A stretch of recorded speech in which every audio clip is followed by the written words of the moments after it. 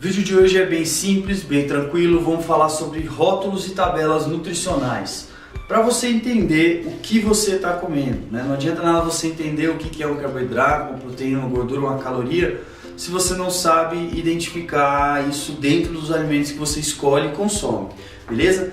Para isso, é lógico que eu trouxe como o nosso exemplo de hoje uma sobra aqui da refeição lixo de ontem, que foi desse brownie maravilhoso. Tá escrito aqui preferido do Brasil, não sei, mas o meu é o preferido. E eu peguei aqui como exemplo ele porque estava mais fácil aqui uma opção industrializada que vem com as informações e tal. Então vou mostrar aqui para vocês, né? A gente tem desse lado a tabela nutricional, desse lado a lista de ingredientes, beleza? Essa parte aqui é a parte da frente. Essa parte da frente é a parte onde fica exposta para o consumidor. Então, geralmente, não são as informações, você não vai confiar muito nas coisas que você vê aqui, porque muita coisa, não, lógico que mentiras assim, né, elas são penalizadas e não vão estar aqui, mas não necessariamente uma mentira, pode ser alguma coisa que omita alguma informação ou tenta distorcer toda a tua cabeça, né? Sempre tem esse tipo de coisa, principalmente esses alimentos que são prometidos como fit, aí, pães integrais e tal, mas eu vou chegar nisso aí mais pra frente daqui a pouco, quando a gente chegar na lista de ingredientes. Só para resumindo, não confie muito nessa parte aqui, tá? A parte da frente, né? A parte de trás geralmente vem essas informações que estão aqui, né, que eu mostrei para vocês, de ingrediente e tabela, ou vem uma receitinha ou alguma outra coisa falando sobre o produto, sobre a empresa e tal. Enfim, aonde que nós vamos buscar a informação do produto? Aonde que é? É aqui, ó, tabela e lista de ingredientes. É isso que vai dizer o que a gente está comendo, beleza? O resto tem muita influência de marketing.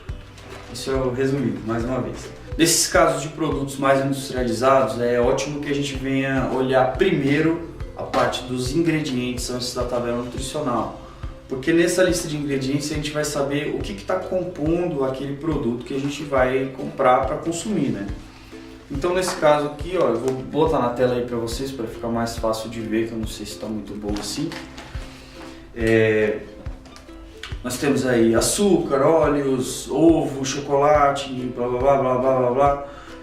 Um monte de nomes que vocês não devem conhecer. Às vezes eu vejo uns que nem eu conheço, que são coisas realmente mais ligadas à engenharia dos alimentos, né? Enfim, aí vem algumas informações aí de alergia, né? Que é exigido por lei você informar se tem algum tipo de produto que pode desencadear alergia. E orientações para conservação além da data de validade. Importante saber dessa lista aqui, que é o seguinte: a lista vem desse jeito aqui, né? Você tem aqui, tal, não sei o que, ingredientes aqui, ingredientes. Então, os alimentos que estão vindo de cá para cá é do que tem mais para o que tem menos. Então, se eu for fazer um pão, por exemplo, que eu uso, para um pão eu vou usar 20 gramas de farinha, 2 gramas de sal, estou inventando, tá? E 1 grama de fermento, certo? E 10 de água. Ó, tô bom na receita de pão, hein? Como é que ficaria essa lista de ingredientes? Ela ficaria 1, farinha, 2, água, 3, o sal e o 4, o fermento, certo? Porque a farinha é o que tem mais, a água é o segundo e assim por diante. Isso é ótimo para você identificar exatamente o bom exemplo que eu dei, que é pão. Muitos pães vendidos como integrais dão uma enganadinha muito boa em vocês, porque acontece o seguinte: o pão não tem que ser 100% integral para que o fabricante possa colocar no rótulo, naquela parte do marketing que fica na sua cara quando você vai comprar, para ele colocar o integral ali. Ele não tem que ser 100% integral. Ele pode colocar inclusive menos farinha integral do que farinha normal e ainda jogar um integral enorme ali na cara do produto. Então o que você vai ver na lista de ingredientes antes da farinha integral vai ter farinha de trigo enriquecida com ferro e ácido fólico, geralmente. Tornando esse pão um pão praticamente normal, até porque a diferença, mesmo se for 100% integral, a diferença não é tão grande assim como as pessoas acham.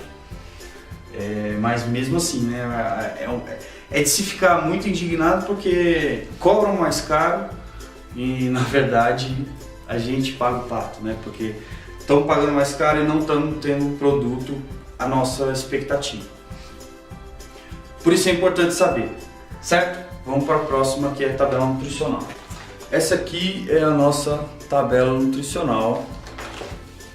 E a nossa tabela nutricional nos diz que em 60 gramas nós temos 292 calorias, 33 gramas de carboidrato, 4 gramas de proteína e 16 gramas de gorduras, lipídios.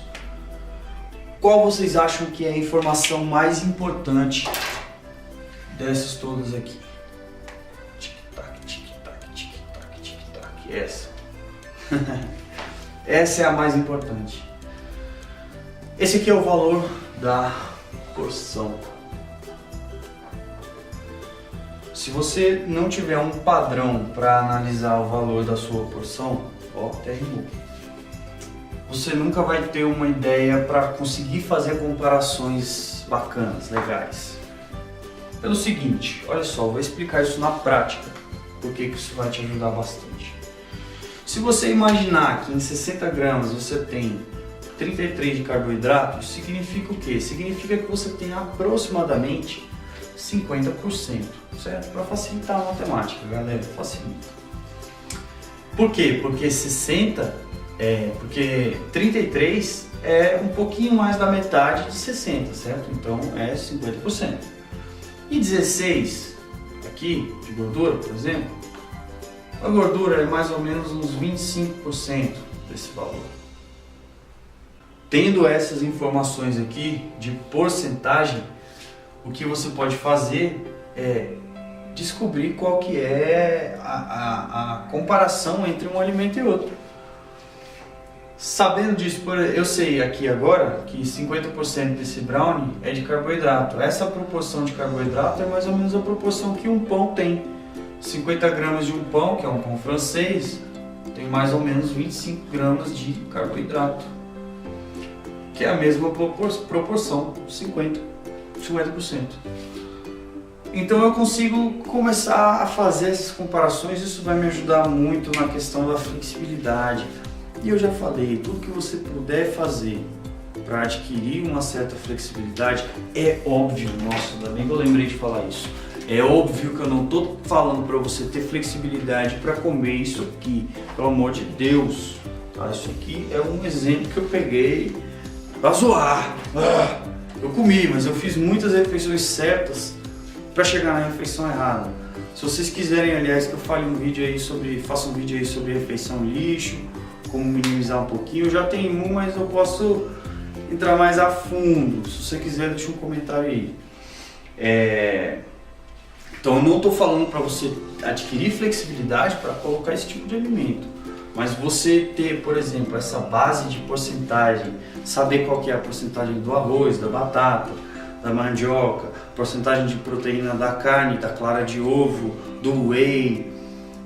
Cara, isso facilita de um jeito, mas de um jeito que você não pensa mais no alimento, você pensa no nutriente e você não fica preso a nenhum alimento, entendeu? Você não tem aquela, nossa, eu preciso comer X. Não, você pode comer X, Y, Z, X ao quadrado, entendeu? Não em quantidade, né?